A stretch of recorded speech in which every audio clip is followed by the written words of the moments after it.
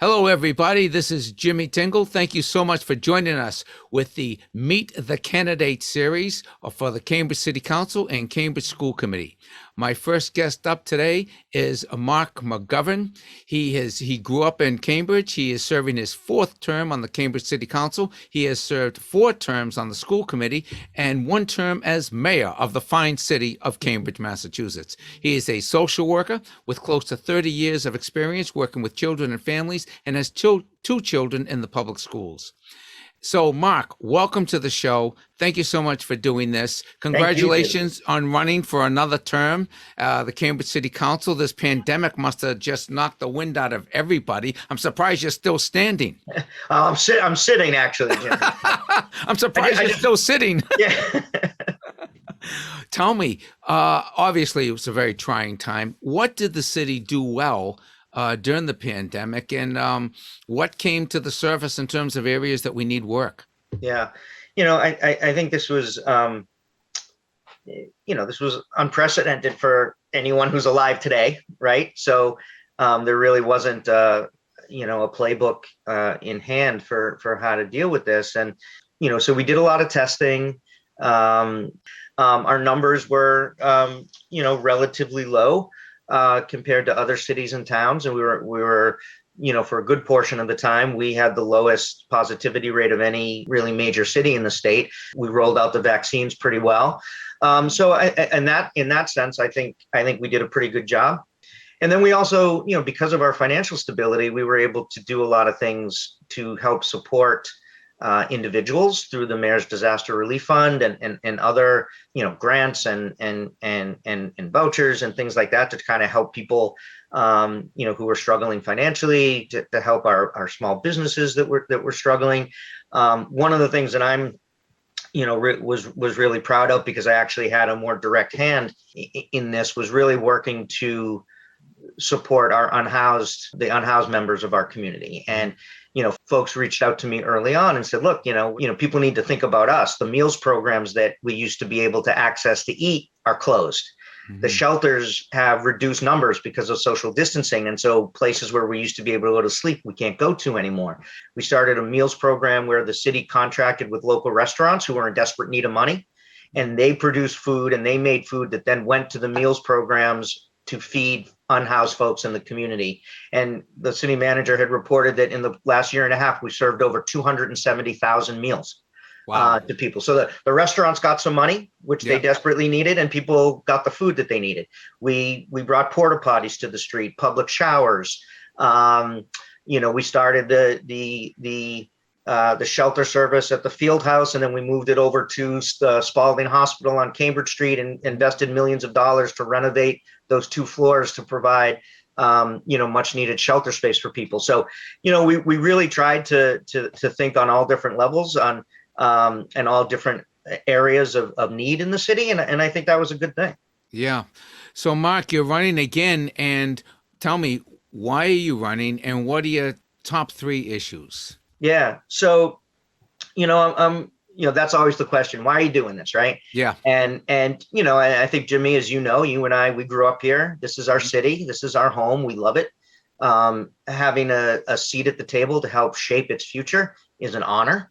It's something I do not take for granted, and something I'm really proud of to have that opportunity. In terms of my top 3 issues, certainly affordable housing and housing in general is at the top of the list. Housing is really it is really the foundation of everything.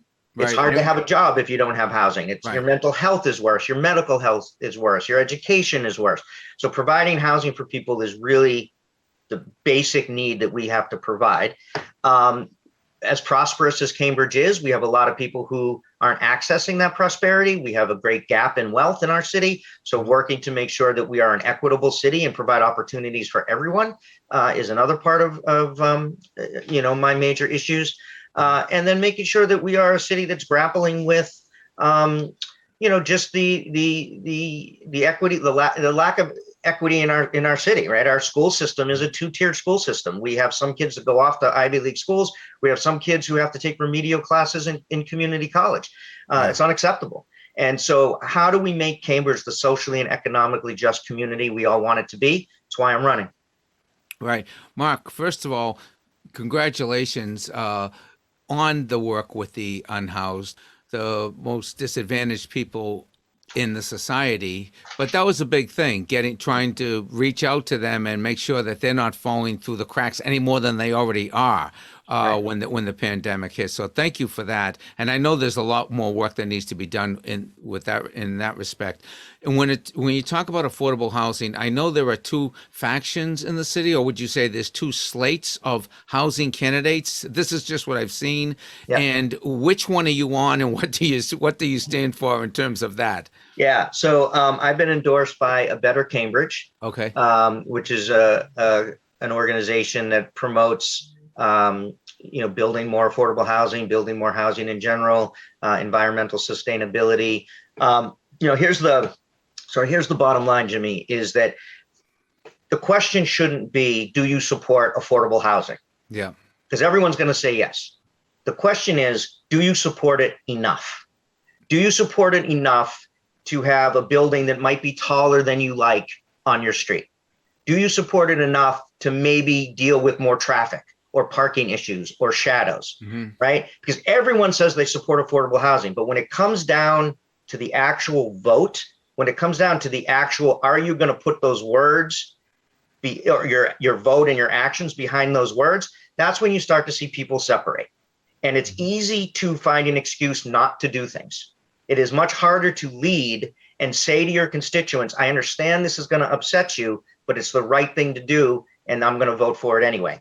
And so, I get frustrated with I support affordable housing, but then you never actually vote or come out in support of actually any housing being built. That's not supporting affordable housing. And so we got to get real about this. We have to back up our words with our actions. That's why I believe I talk a lot about concrete actions and tangible results. What actions are we going to take that make tangible differences in the lives of the people who live here? And that is voting for affordable housing and building affordable housing. All righty. Well, give me your top, your housing. What are your other two major issues? And then just tell me what you're most proud of in terms of what you've been able to accomplish in your terms as city council and on the school committee. Sure. So again, it's housing, it's income inequality, it's education inequality. It's making sure that Cambridge is a place where everyone has the opportunity to thrive, regardless of race, class, zip code, gender. We have the ability here in Cambridge to be the city that eradicates all kinds of social ills that exist in other places. And that's what I want to do. Things that I'm most proud of, the affordable housing overlay, right? This is one of those controversial things. This gave developers, if they build 100% affordable housing, they get some extra height, some extra density, and we streamline the permitting process for them. That passed in October of last year. There are close to 400 units of 100% affordable housing in the pipeline right now under the overlay, where normally we get somewhere between 40 to 50 units of affordable housing a year. So it's working. People are going to have homes, affordable homes, because of that ordinance that I was the lead sponsor on both times it was filed. So I'm very proud of that.